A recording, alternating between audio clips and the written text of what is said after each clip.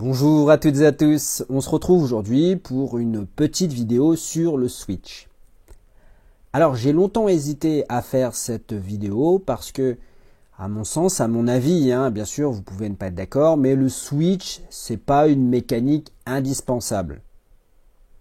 Mais comme on le retrouve dans différents langages de programmation, donc C++, Java, écoutez, pourquoi pas le voir, une fois pour toutes, ça sera fait. Alors pourquoi autant de réticence à vous parler du switch? Eh bien parce que c'est un mécanisme, une instruction de contrôle qui va être utile que dans un cas très précis. C'est moi ce que j'appelle les questionnaires à choix multiples. Donc on a une proposition et derrière plusieurs choix qui sont déjà connus à l'avance. Le plus simple peut-être, c'est de voir ça en action sur un petit exemple et j'espère que tout va s'éclairer sur le switch. Alors, ici, on est déjà dans le simulateur. J'ai déjà placé la carte Arduino Uno ici et j'ai déjà fait un petit peu le ménage dans le code qui se trouve dans l'éditeur de code. Alors, n'hésitez pas à faire pause si vous voulez recopier le texte, ou sinon, n'oubliez pas que dans la description, je vous mets un lien, le lien de cet exemple si vous voulez retrouver le code en intégralité. Alors, le switch, comment ça marche? On a dit que on avait besoin d'une sorte de questionnaire à choix multiples. Donc, imaginons, on a question 1, qui est connue à l'avance, et 4 propositions, qui sont également connues à l'avance. Finalement, l'inconnu là-dedans, c'est que va choisir l'utilisateur, la personne qui répond au quiz. Pour ça, on va créer une première variable qui s'appelle réponse. OK. Et on va ensuite, ici, on va se placer dans le setup, bien sûr, pas dans le loop pour répéter 25 fois, une infinité de fois le switch. On va se placer dans le setup et donc le mot-clé switch, 2 parenthèses et 2 accolades. Donc ici, ces accolades qui délimitent le bloc du switch. Donc tout ce qui est ici, voilà, appartient au switch. Et ici, tout simplement, entre parenthèses, on va placer la variable qu'on veut étudier, qui va contenir la réponse à notre questionnaire. Et on va définir des cas. Si la personne a répondu 1, 2, 3 ou 4. Alors comment on procède? Quelle est la syntaxe? Eh bien tout simplement, on va utiliser le mot anglais case et le numéro 1 ici. Et ensuite, je vais utiliser le mot-clé break. Ici, ce qu'on a défini, c'est si jamais réponse vaut 1, on va exécuter l'instruction qu'on va mettre ici. Voilà, c'est juste ça, le switch. On va recopier ça, et de la même façon, si jamais la personne répond 2, on va tout simplement exécuter cette instruction, et pas celle-là. Ainsi de suite, pour chacun de nos 4 cas. Alors ici, je fais semblant de faire attention à l'indentation. Ici. Et on peut même, dans le switch, définir le cas où on n'a pas prévu que ça soit ni 1, ni 2, ni 3, ni 4. Si jamais l'utilisateur répond autre chose, 6 par exemple, on a également la possibilité de traiter ce cas dans le scénario. Et en utilisant le mot-clé default. Alors, vous voyez que j'ai utilisé plusieurs fois l'instruction break. Alors, c'est une nouvelle instruction qu'on n'a pas vue et qui permet en fait de sortir du switch dès qu'on rencontre le break.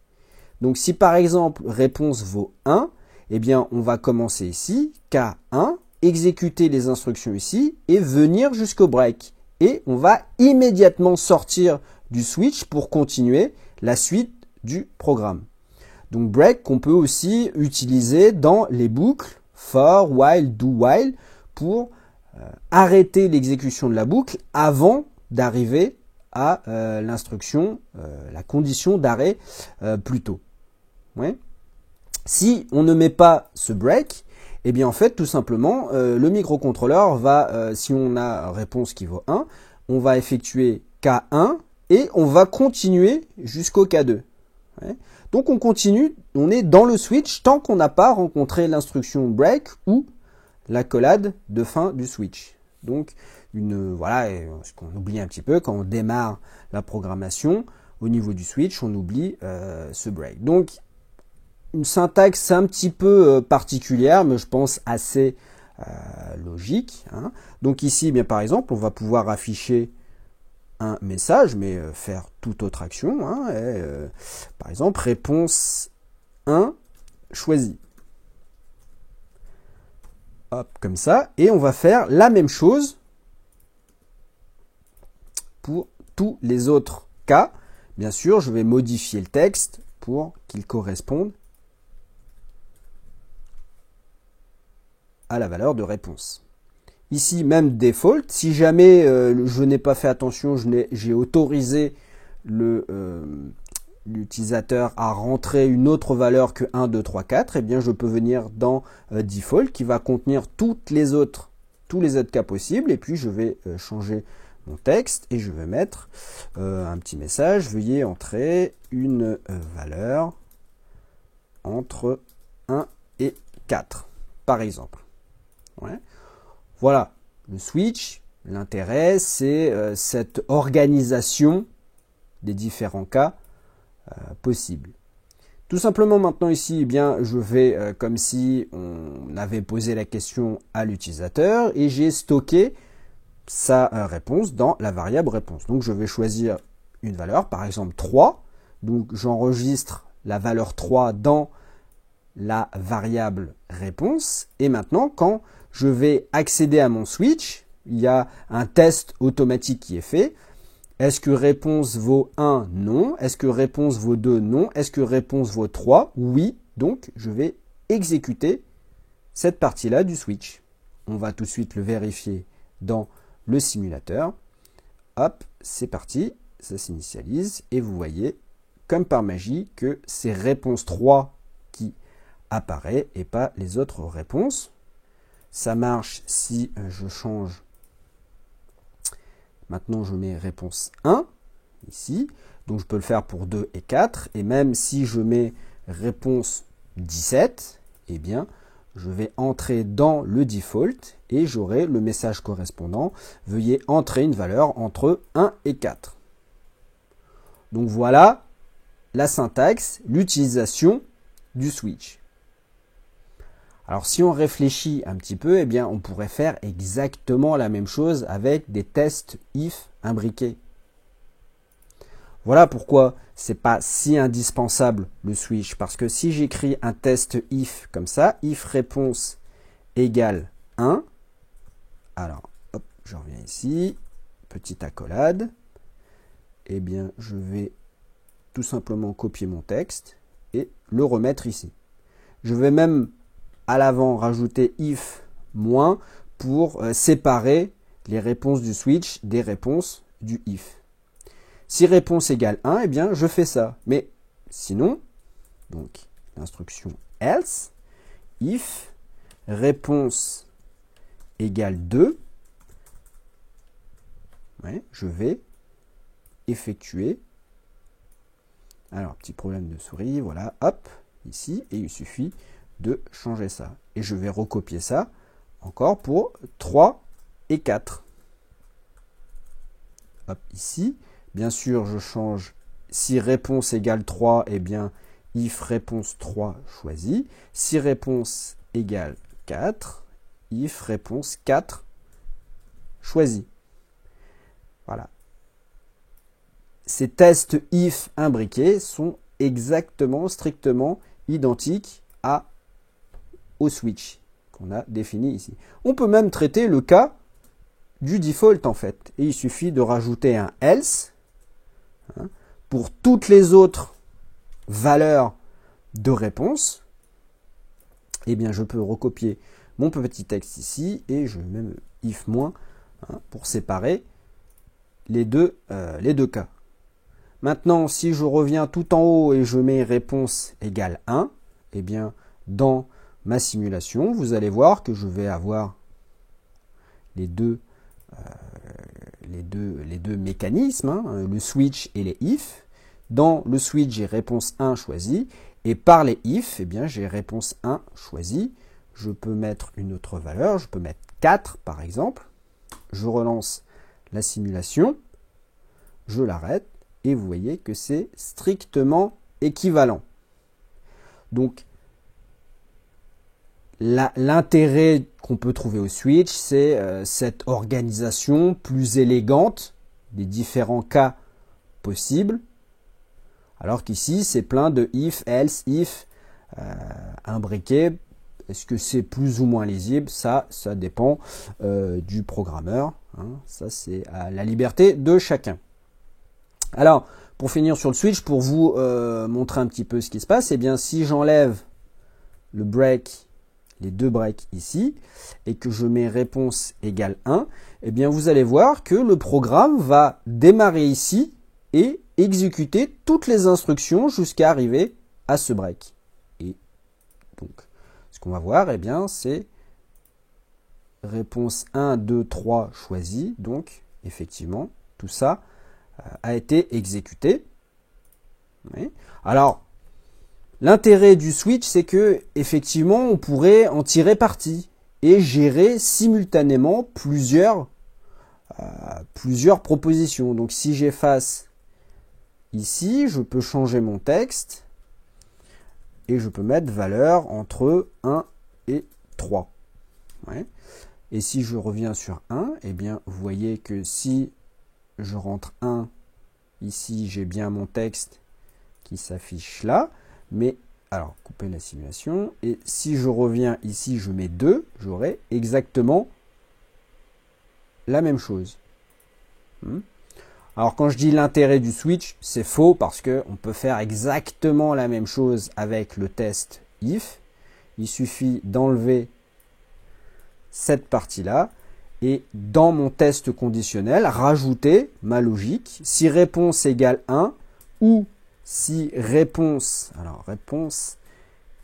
égale 2 ou réponse égale 3, eh bien, je peux changer mon texte, valeur entre 1 et 3. Et vous allez voir que je vais avoir exactement la même chose que dans le switch. Hein? Donc le if, le switch est là, valeur entre 1 et 3, et mon if, valeur entre 1 et 3.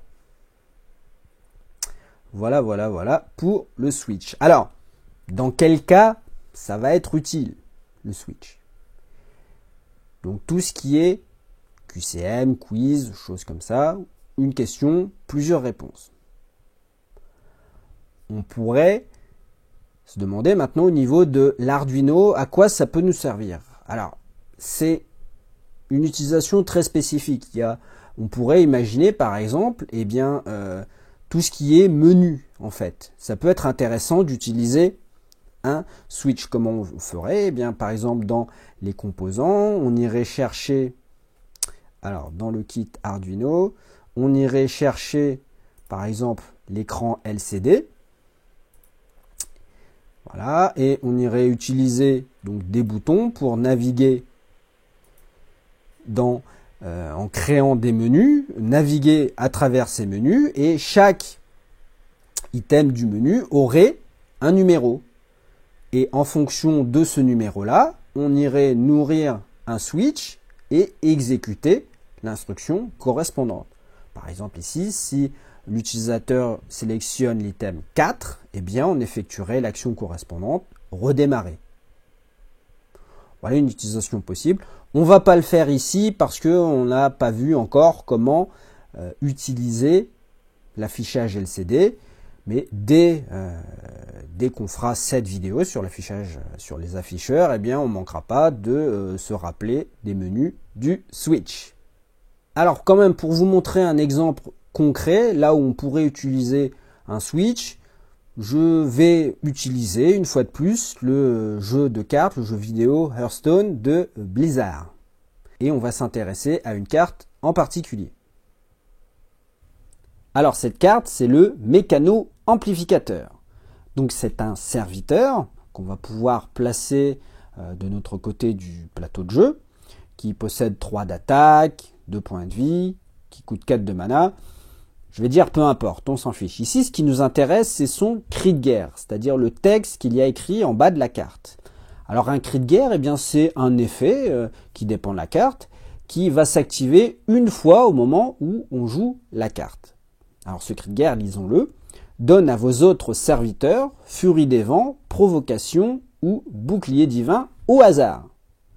C'est-à-dire, lorsque je vais jouer la carte, pour chacun de mes serviteurs, eh bien, il va y avoir un tirage au sort qui s'effectue et chacun des serviteurs va obtenir soit furie des vents, soit provocation, soit bouclier divin. Alors pourquoi je vous présente cette carte? Eh bien parce que pour moi, ça me fait furieusement penser à un switch en fait, le mécanisme derrière cette carte, puisque on a 3 propositions qui sont connues à l'avance. C'est ces 3 propositions uniquement qui sont possibles.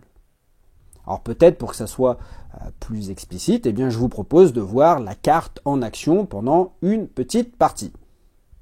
Alors voilà, j'ai déjà commencé à jouer, bien sûr. Donc on voit ici le terrain de jeu. Il y a 7 serviteurs au milieu, 3 de mon côté qui sont surlignés en vert.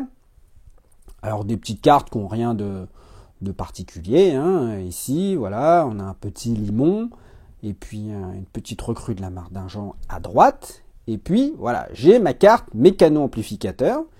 Donc qui va, pour chacun de mes serviteurs, donner soit provocation, soit bouclier divin, soit furie des vents.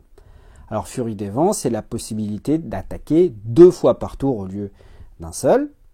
Et puis la provocation, c'est un système de défense. Vous voyez ici, je ne peux pas attaquer directement mon adversaire. Je dois d'abord attaquer les serviteurs adverses qui ont provocation. Donc c'est un mécanisme de défense. Et puis bouclier divin, c'est une petite protection qui annule les dégâts sur mes cartes. Alors allons-y, jouons le mécano. Et vous voyez ici, tac, petite animation, eh bien ma première créature, mon premier serviteur, lui, a reçu l'effet Furie des Vents et il va pouvoir attaquer 2 fois au lieu d'une seule. Le limon au milieu, lui aussi a reçu Furie des Vents. On peut attaquer 2 fois. Alors je vais le buffer, pour être sûr de avoir le trade avantageux. Et puis mon dernier serviteur, lui, a obtenu provocation, donc la défense, je vais le laisser comme ça. Alors voyons sur une autre game ce qui se passe. J'ai 3 autres créatures complètement différentes. Et bien vous voyez que ces 3-là ont eu le bouclier divin. Donc je rappelle, une petite protection qui fait que la première fois qu'il subit des dégâts, c'est annulé en fait. Alors ça détruit le bouclier divin, mais vous voyez ici que mes serviteurs subissent 0 points de dégâts. Alors j'ai essayé de vous trouver une game où j'arrive à avoir les 3 effets différents en même temps. C'est pas évident. Vous voyez ici, j'ai eu Furie des Vents, ici bouclier divin et ici Furie des Vents. Donc voilà, moi ça me fait vraiment penser à un switch, le mécano-amplificateur. Je ne sais pas si les développeurs du jeu s'en sont servis. Ça me paraîtrait pas aberrant, surtout que si un jour ils veulent modifier la carte, mécano-amplificateur, il suffit de rajouter un case dans le switch et tout est géré facilement. Alors pour finir, un viewer m'a suggéré de vous proposer à la fin de chaque vidéo un exercice pour mettre en application ce qu'on vient de voir dans la vidéo. Alors je trouve l'idée très bonne. Je ne sais pas si je le ferai à chaque fois parce que voilà, vous proposez un exercice plus une correction derrière, ça me demande encore un petit peu plus de travail. C'est pas un souci de travailler, mais pour l'instant j'ai pas beaucoup le temps. Donc ce qu'on va faire en tout cas pour cette vidéo, je vous propose un exercice de synthèse. C'est-à-dire on va revoir un petit peu les mécanismes qu'on a utilisés lors des dernières vidéos. Et exercice, tout simplement, c'est dans le simulateur d'Arduino de recréer cet effet mécano-amplificateur. Alors voyons tout de suite dans le simulateur ce qu'on attend. Je lance la simulation. Tac, et j'arrête ici. Alors vous voyez le texte, donc mécano-amplificateur. J'ai créé comme ça 4 serviteurs. Donc le premier, Gnome lépreux, lui, il a obtenu Furie des vents. Le deuxième, Char araignée, a obtenu Provocation. Isera a obtenu la Furie des vents. Et Sylvanas, Dame Sylvanas, a obtenu le bouclier divin. Ouais, donc c'est vraiment une simulation du mécano-amplificateur. Alors c'est du texte bien sûr, hein, c'est pas aussi joli que dans le vrai jeu, mais voilà, on peut se faire une bonne idée. Si je relance ma simulation, eh bien vous voyez que c'est vraiment aléatoire parce que cette fois-ci, j'ai pas du tout eu le même résultat. Le gnome a eu Furie des vents, le char la provocation, Isera le bouclier divin et Sylvanas la provocation. Hein, et on peut continuer comme ça indéfiniment. Donc voilà, l'exercice que je vous propose, eh bien, c'est de d'écrire en tout cas un programme qui fait à peu près, hein, qui présente de la façon suivante la carte, l'effet mécano-amplificateur. Alors quand même, pour pas qu'on se disperse, je vous mettrai un lien dans la description avec une base, d'accord, pour démarrer le programme. Notamment, je définis les serviteurs, tout un tas de choses. Alors attention, il y a des choses que je mets et d'autres que je ne mets pas exprès. Hein. C'est des petits pièges, voilà. Donc, comme vous pouvez le voir, ça fonctionne, le programme fonctionne très bien. Donc, comme toute chose dans la vie, hein, il faut être un petit peu tenace, hein, même si vous n'y arrivez pas du premier coup. Ceux qui ont déjà l'habitude de programmer, bon, vont peut-être trouver ça un petit peu facile, et puis voilà, tant mieux pour eux. Et puis ceux qui ont un petit peu plus de difficultés, je vous promets que c'est un bon exercice qui revoit ce qu'on a vu, donc sur les tableaux, sur les boucles, sur le switch, sur l'affichage, l'utilisation du moniteur série. Donc vraiment un petit exercice de synthèse très sympa. Voilà, alors à suivre dans les prochaines vidéos, hein, on va attaquer vraiment nos dernières vidéos, en tout cas sur la partie programmation, et on va voir vraiment 2 choses essentielles aujourd'hui en programmation. Eh bien, ce sont les objets, hein, et les fonctions. Voilà, donc on va, comme d'habitude, faire des petites vidéos très simples pour exprimer le concept, et puis on verra en pratique ce qu'on peut faire sur Arduino. Alors je vous dis à très bientôt, bon exercice, ciao!